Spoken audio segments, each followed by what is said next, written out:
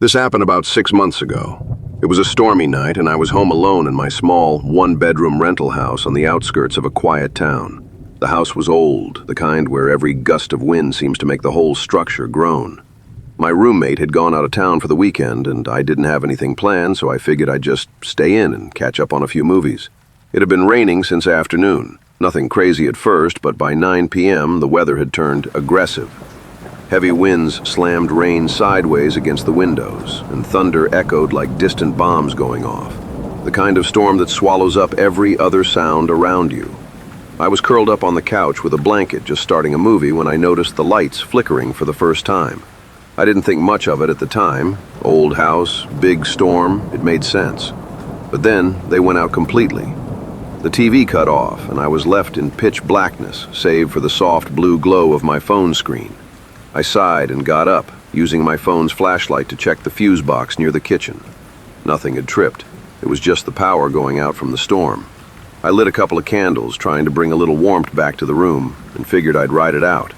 About 15 minutes later, I was sitting there in the dim candlelight listening to the storm outside when I heard it.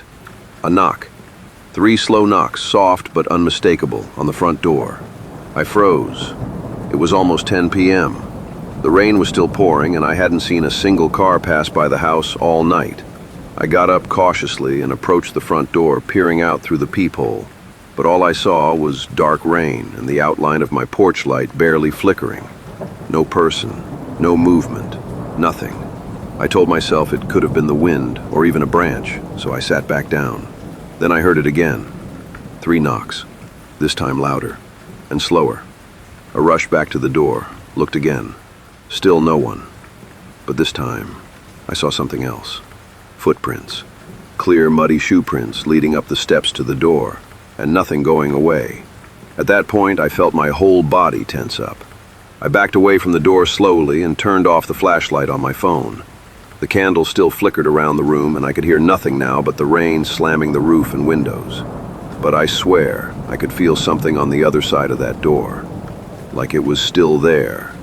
Waiting. I didn't know what else to do. I grabbed a kitchen knife, went into my bedroom, and locked the door. That's when I heard it. The back door. The unmistakable creak of the screen door slowly opening. Then nothing. I held my breath. My heart was racing so loud I was scared whatever was out there would hear it.